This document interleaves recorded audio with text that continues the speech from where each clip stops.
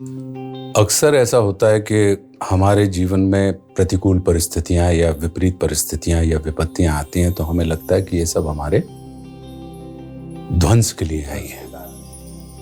लेकिन श्रद्धेय दिनकर जी ने रश्मि रथी में इन विपत्तियों को इतने अद्भुत तरीके से वर्णन किया है कि ये विपत्तियां वस्तुतः आपकी संपत्ति भी हो सकती है यदि आपके चरित्र के अंदर दृढ़ता हो और आपके अंदर विश्वास की एक लहर हो। और बहुत अच्छा उन्होंने वर्णन किया है कि पांडवों ने जब अपना अज्ञातवास पूरा कर लिया, सारी शर्तें पूरी कर ली, तो पांडव आते हैं और न्यायोचित तरीके से वो कहते हैं कि भाई आपने ये कहा था कि अब आधा राज्य हमें हमारा वापस कर दीजिए।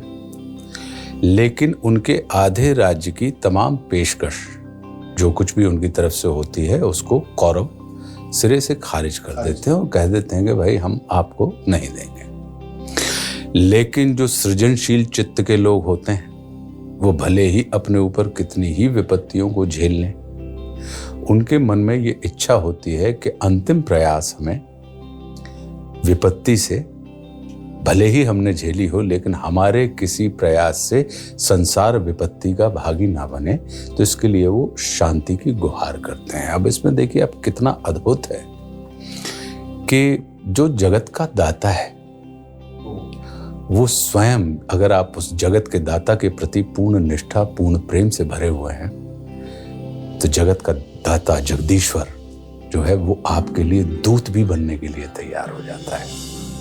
और परमात्मा श्री कृष्ण, लीला पुरुषोत्तम श्री कृष्ण पांडवों के दूत बन के जाते हैं। लेकिन उसके पहले की जो पृष्ठभूमि है उसका इतना अद्भुत वर्णन रश्मि रथी में श्रद्धेय दिनकर जी ने किया है कि वो कहते हैं कि हो गया पूर्ण अज्ञातवास, पांडव लौटे वन से साहस। हो गया पूर्ण अज्ञातवास, पांडव लौटे वन से साहस। पावक में कनक सदृश तप कर वीरत्व लिए कुछ और प्रखर, नस नस में तेज प्रवाह लिए कुछ और नया उत्साह लिए। सच है विपत्ति जब आती है कायर को ही दहलाती है। वो विपत्तियों में आप निरंतर, अक्सर विपत्तियां जब आती हैं तो हम और आप जैसे सामान्य लोग क्या होता है कि हम अपने कर्म से विमुख हो जाते हैं, उद्योग से विमुख हो जाते हैं।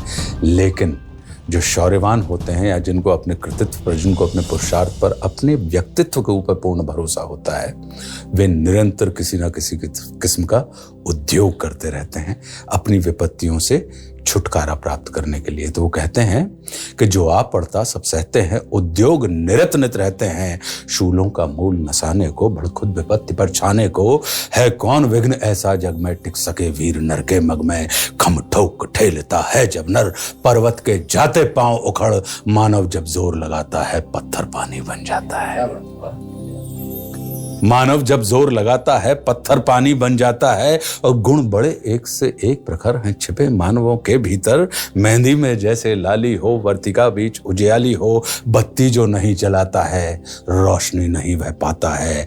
और पीसा जाता जब इक्षुदंड, इक्षुदंड मतलब गन्ना, कि पीसा जाता जब इक्षुदंड, झरती रस की धारा अखंड। और मेहंदी जब सहती है प्रहार, बनती ललनाओं का श्रृंगार। जब फूल पिरोए जाते हैं हम उनको गले लगाते हैं। वाह। गले में जो हार होता है उनको अगर आप देखेंगे तो उनको एक दूसरे से भेद के हम एक सूत्र में उनको लेकर आते हैं। तो जब फूल पिरोए जाते हैं हम उनको गले लगाते हैं।